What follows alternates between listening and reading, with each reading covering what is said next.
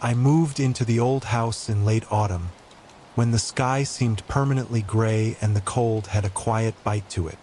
It was the kind of cold that didn't just sting your hands. It crept into your bones, settled in your chest, and refused to leave. I had found the place listed cheaply online, a forgotten house on the edge of a forgotten town. A widow had lived there once, alone for decades after her husband vanished. No family, no heirs. The bank wanted it gone, and I needed a place to disappear. The house sat at the end of a gravel road, surrounded by leafless trees that clawed at the sky like they were trying to pull the clouds down. Its windows were dark, its paint peeling, the porch sagging slightly at the middle. But it had good bones, or so the agent said, and I didn't care about the rest. I wanted silence. I wanted space. And most of all, I wanted to be somewhere no one would think to look for me. The first few days were quiet. I spent them cleaning, unpacking, getting the old heater to work. Dust clung to everything, even the light. The floorboards creaked beneath every step, groaning like the house was waking up after a long sleep. Still, there was a calmness to it, a slow rhythm. I found myself sleeping longer, thinking less. Then, on the fourth night, I heard it. It was just after 3 in the morning. I woke suddenly, not sure why. There was no storm, no wind, just a strange stillness pressing down on the house. I sat up, listening, and then I heard it soft, slow tapping. 3 knocks, not on the door, not on the walls, but from beneath the floor. I stayed still, heart racing. It had to be pipes, or the old heating system. That made sense. Old houses groan. They shift. I told myself that. I had to believe that. The next night, it happened again. Same time, same pattern. 3 soft knocks from below my bed. I got up, walked the house, checked every room, every vent, every crack in the walls. Nothing. The heater was off. The pipes silent. I told myself it was the wind this time. Maybe a branch brushing against the foundation. But I knew better. The sound had come from beneath me, directly beneath the bed. I didn't sleep after that. Not properly. On the 6th night, I waited for it. Sat up in bed, phone in hand, eyes on the floor. 3 o'clock came, and like clockwork, the knocks followed. Tap, tap, tap, deliberate, patient, as if it was waiting to see if I would respond. This time I did. I reached out and tapped back. Just once. A single knock. I meant it as a joke, a nervous gesture, but the silence that followed was so heavy, so immediate. It felt like the house had stopped breathing. Then I heard it again. 3 knocks.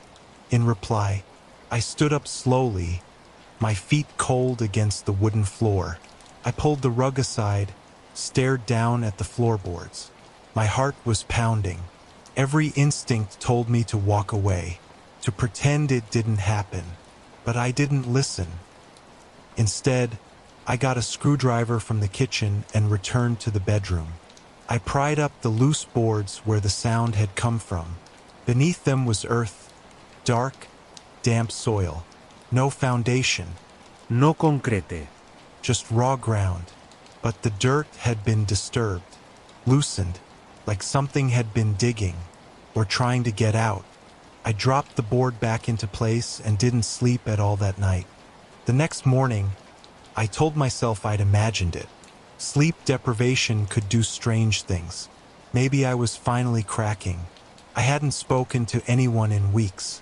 I hadn't even left the property in days. Isolation plays tricks on the mind. That's what I kept repeating like a mantra as I avoided that spot on the floor and kept the rug rolled up in the hallway. But things only got stranger. On the 7th night, the knocking didn't come from the floor. Came from the front door. 3 knocks, just like before, but louder, slower, more deliberate. I stood in the hallway, frozen, staring at the dark shape of the door. There were no lights outside. No street lamps. The trees cast long shadows that seemed to move even when the wind was still. I didn't go to the door. I waited. Minutes passed. Then an hour. I never heard anyone walk away. No car. No footsteps. Nothing. When I finally worked up the nerve to open it at dawn, there was no one there. But on the porch were muddy footprints. Bare feet. Human. Not mine. They stopped just outside the door. And they didn't lead away. They led inside. I followed the trail with a cold pit forming in my stomach. It went across the living room, down the hallway, into my bedroom, and stopped exactly at the loose floorboard I had opened. That day I nailed it shut. I used 6-inch nails. Big ones. Overkill, maybe, but I wanted to make sure. I moved my bed to the living room and decided I'd sleep on the couch. I wasn't taking any chances, but the knocks kept coming. Sometimes from the floor again. Sometimes from the walls. Once, terrifyingly, from the ceiling directly above me. I tried music. I tried sleeping during the day. I even tried leaving the house, spending a night in my car parked a mile down the road. But even there, at 3 a.m., I heard it. 3 knocks. Somewhere behind me, even with the car locked. Even in the silence of the woods. When I returned to the house, something had changed. The air felt heavier, like I wasn't alone.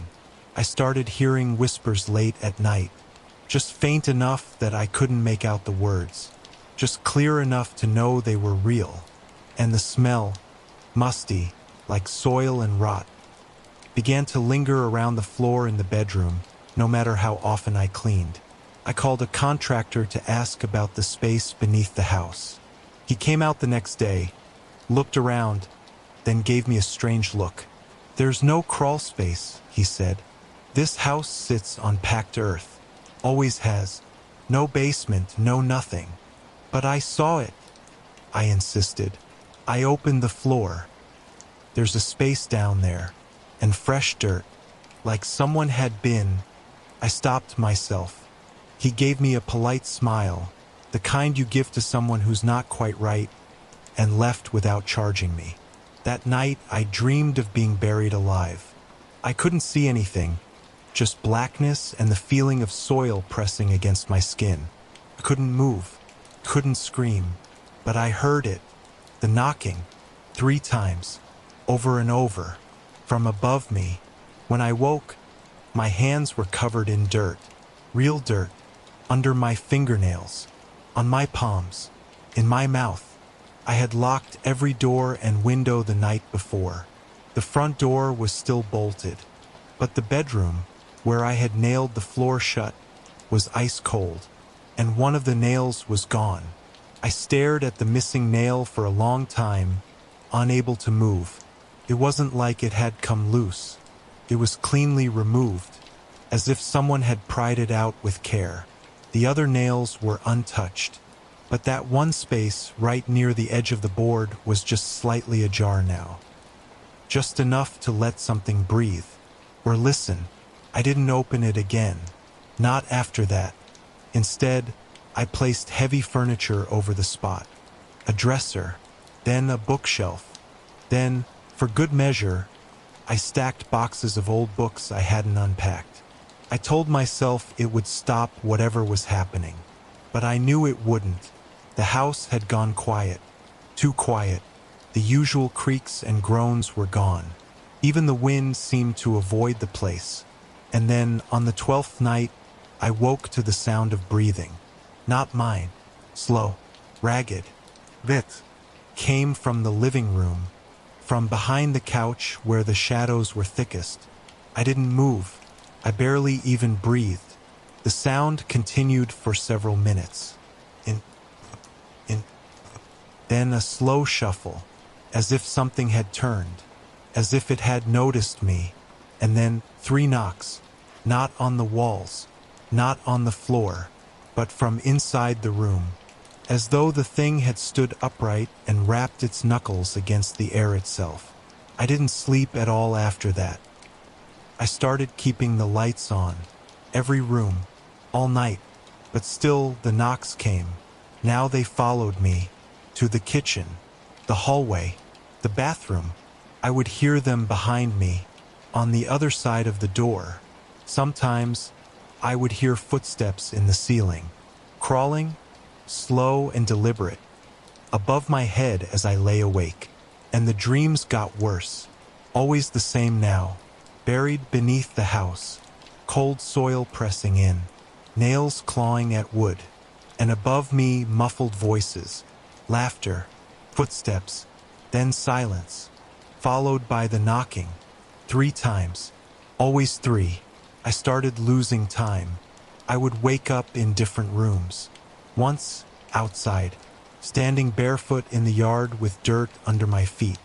Once, by the fireplace, holding a hammer I didn't remember picking up. Each time I returned to the bedroom, I found more nails missing. I would hammer them back in, sweating, shaking, but the next night, another would be gone. Eventually, I gave up trying to keep it closed. Whatever it was, it wanted out. And something deep down in me wanted to see it. I began leaving the board uncovered. I didn't open it all the way, just enough to see the soil below. Black, damp, unmoving. But at night, I would sometimes see it pulse. Just slightly, as if something was breathing beneath it, waiting. Then came the final night. I don't know what made me do it. Maybe I had given up. Maybe I was too tired to care. But I pulled the floorboard completely free, tore out the remaining nails, set it aside. The earth was open, dark and loose, and something moved. It was slow at first, a twitch, a stir, then fingers, pale, long, thin. They reached up through the dirt like plant roots, searching, feeling. They found the edge of the hole and gripped it tight. Couldn't scream, couldn't move. Pulled itself up. What rose from the dirt wasn't quite human. Not anymore.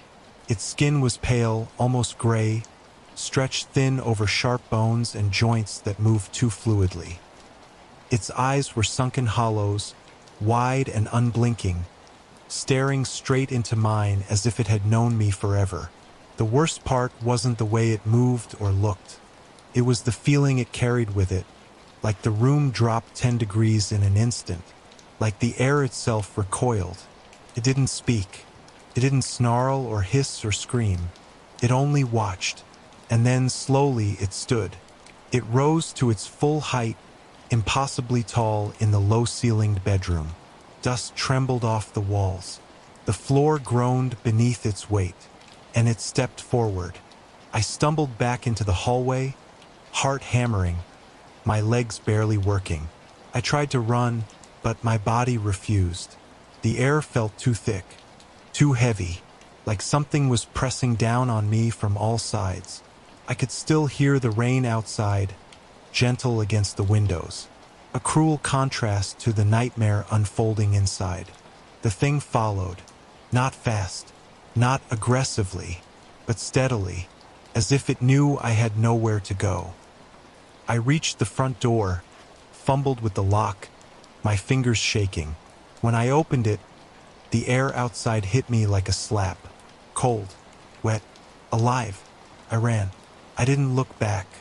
I didn't stop until I reached the woods, where the trees felt safer than the house ever had. I spent the rest of the night beneath a tree, soaked and shivering, but alive.